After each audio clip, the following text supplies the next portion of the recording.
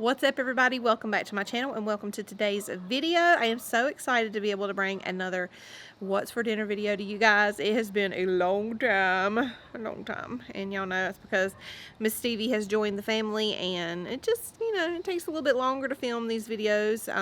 You can throw stuff together pretty easily, especially the meals that I pick. They're always pretty easy, but then filming them takes a little bit longer. So anyway, trying to get back into the kick of things, the hang of things, whatever. And so we'll see how things go. I can't guarantee that these are going to be a weekly thing right now, but that's neither here nor there. I have, I think, 3 meals in this video that I'm going to share with you guys that we enjoyed. And, like I said, easy, very minimal ingredients, easy to slap together really quick when you just want to get your family fed and spend more time with them instead of into the kitchen all the time.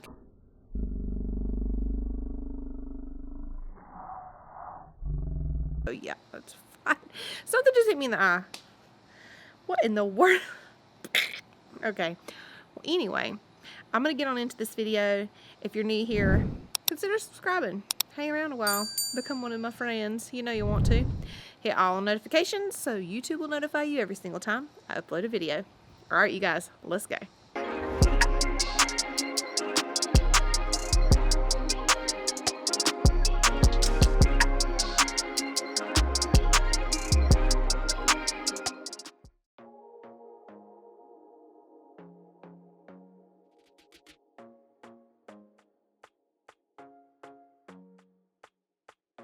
Alrighty, we're going to start this off by browning 1 pound of hamburger meat.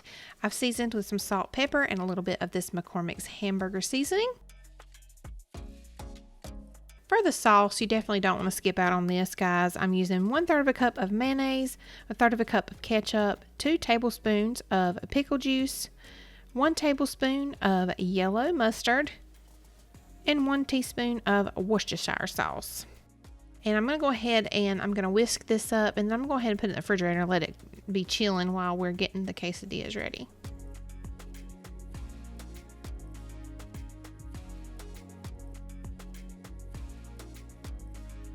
Up first, I went ahead and made the boys quesadillas. They don't like pickles on theirs, so they don't know what they're missing because it's delicious with pickles on it.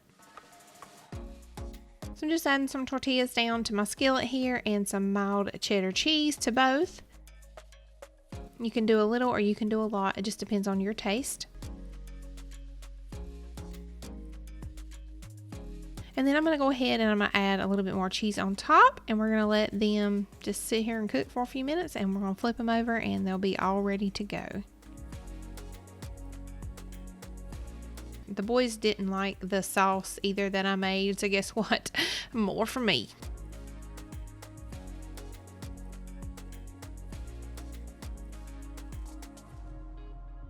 All right, let's stack mama's up.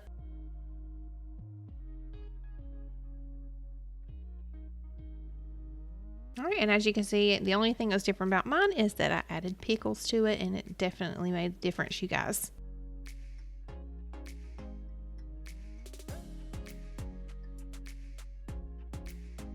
And I went ahead and served this with a wedge salad on the side.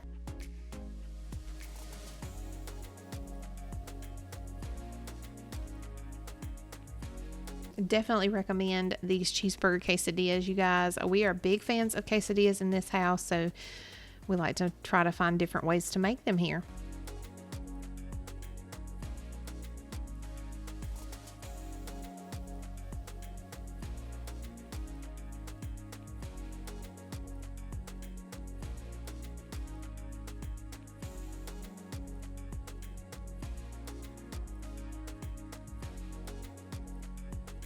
Alright, you guys, this meal was so easy and reminded me so much of Arby's French dip sandwiches. So instead of using my crock pot tonight, I'm using my Instant Pot, but I'm using the crock pot option on my Instant Pot, if that makes sense.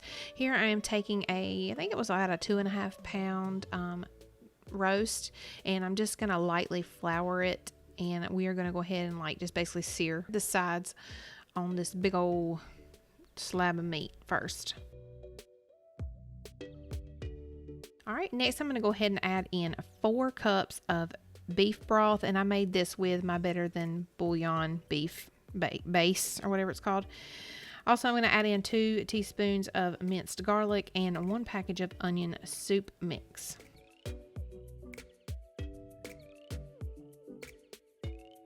Here I'm going to go ahead and cut up an onion. I am going to cut it up in bigger chunks because my family, like I've said a million times, does not really care for onions. So I want to be able to separate that from the rest of the meat for them.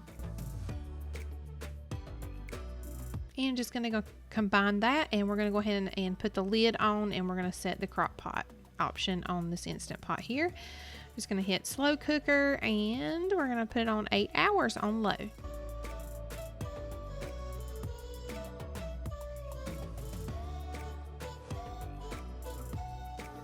Alright, once the 8 hours was up, I went ahead and removed the lid, and it looks like it is all done, and it smelled amazing. I'm going to go ahead and pull the meat out of my Instant Pot now, and I'm just going to go ahead and shred it up with some forks.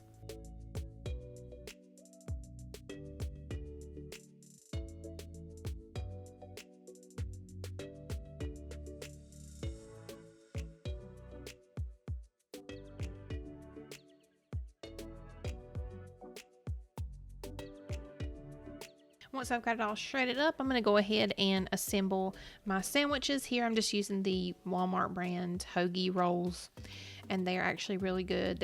I think they fresh make them in their bakery somehow. I don't know. Anyway, we're going to go ahead and throw some meat on, and then we're going to throw some provolone on, and we're going to go ahead and throw these under the broiler and let the cheese melt. There they are. Once they're done, we're just going to go ahead and plate them up and give a little side of the juice that cooked off and use that as our dip. And don't hate on my little bowls that we're using. They're Harrison's, but hey, they worked.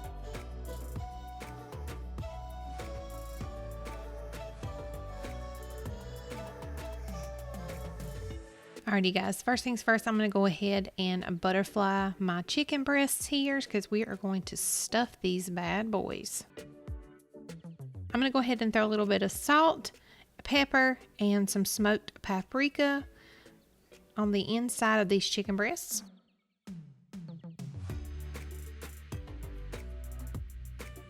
And I'm just going to go ahead and set those aside because I'm going to get the broccoli mixture together next.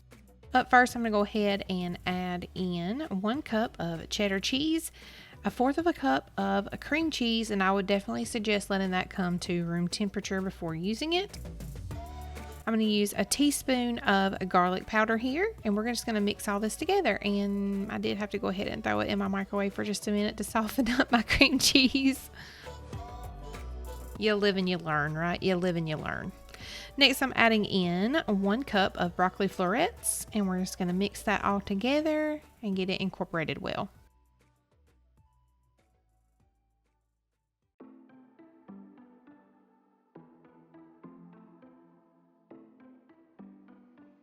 All right, we're just going to go ahead and spoon those into the middle of the chicken breast, and we're going to take some toothpicks, and we're going to hold these chicken breasts together so we can cook them.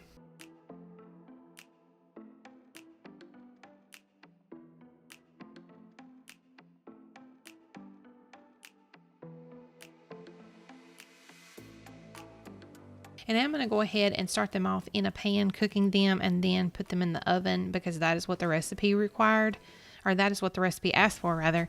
But I think these will be really good on the grill, you guys.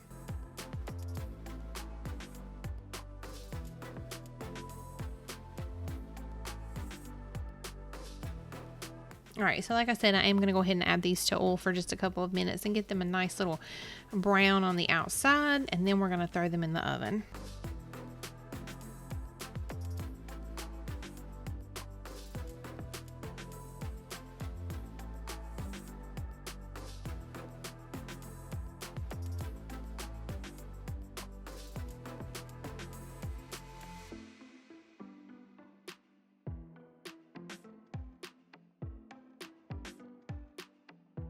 Hello from me and Stevie here cooking in the kitchen. I have a feeling me and her are going to have plenty of times of cooking in the kitchen together, and I'm looking forward to that.